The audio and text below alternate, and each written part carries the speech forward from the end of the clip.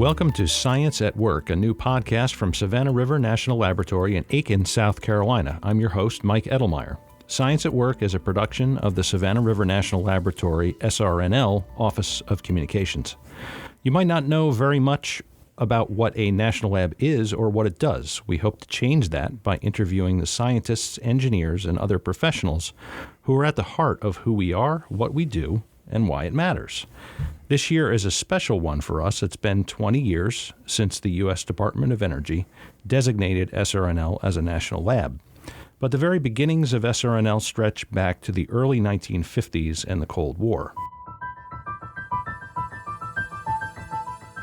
Today we'll speak to Alex Bretana, the SRNL Laboratory Director's postdoctoral fellow in the Advanced Energy and Materials Group.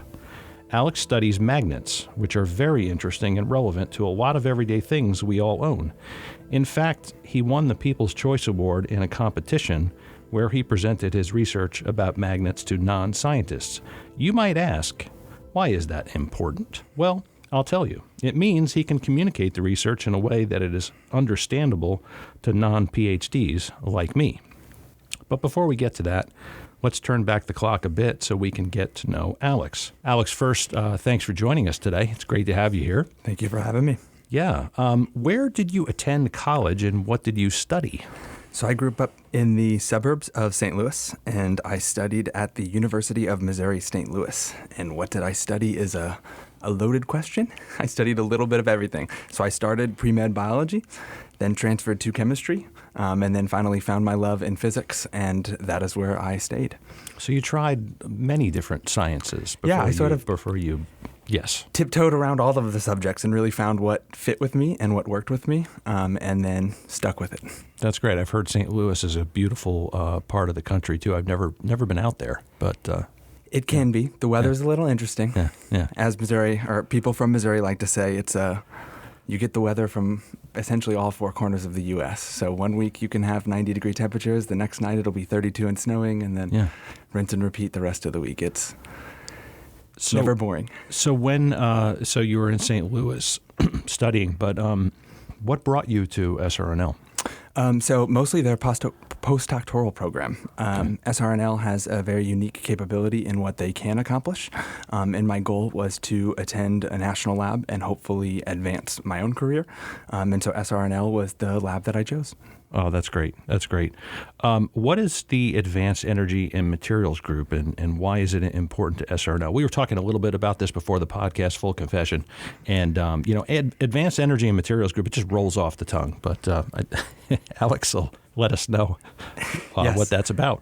It is a mouthful. It's such a mouthful we had to have a little prepared answer. So I'd like to read the answer and then briefly explain it.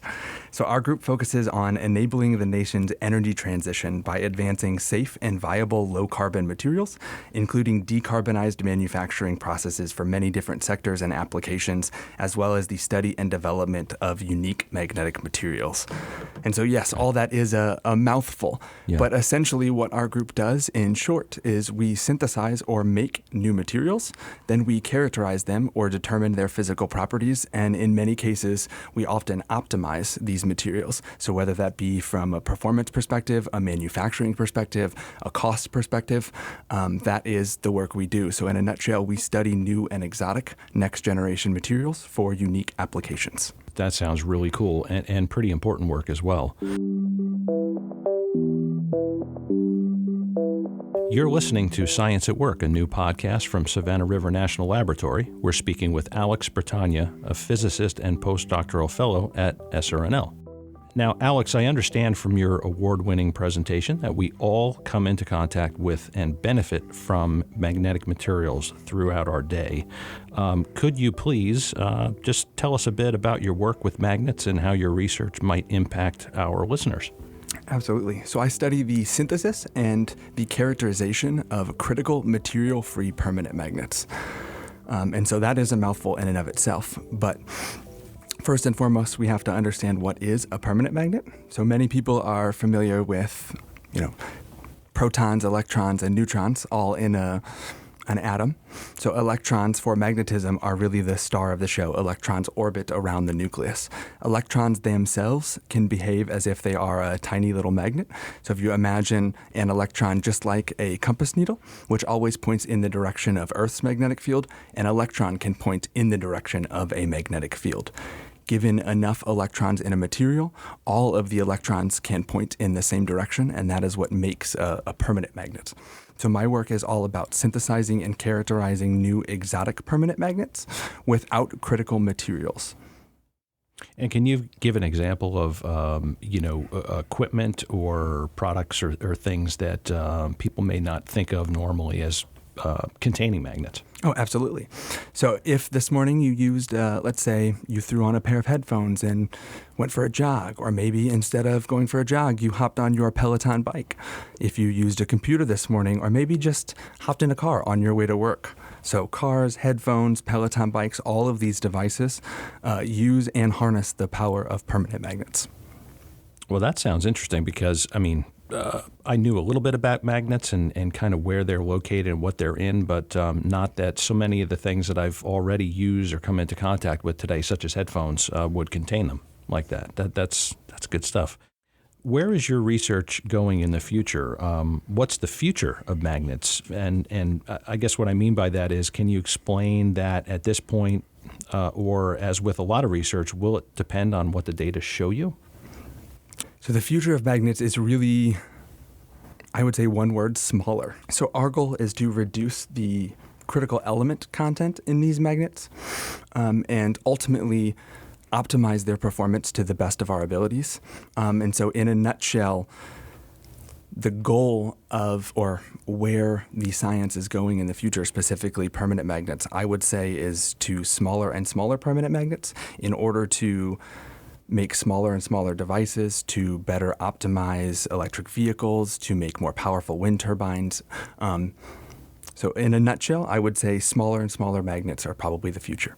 Okay, that makes sense because it seems like things are getting smaller and smaller all the time. Exactly. And so we need those smaller magnets. So I would say I've enjoyed getting to know you, the SRNL scientist, but what do you like to do for fun away from work? I have quite a few hobbies. I enjoy spending time with my wife of 7 years, as well as I would say my primary hobby is keeping coral reef aquariums. Ooh, very cool. Yes. I've always had an interest in marine biology. I haven't done anything with that, but that's cool. You should definitely. It's a wonderful field. Great.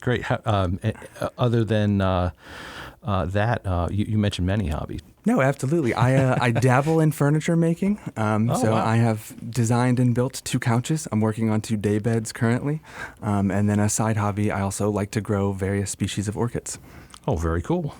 Wow. And they're all very disconnected. Yes. So that's good. Yes. You keep things interesting that Exactly. way, right? Well versed. Yes. Alex, we appreciate your time today. Thanks for sharing your expertise. And thanks to all of you for listening. Science at Work is a production of the Savannah River National Laboratory. Thank you for having me.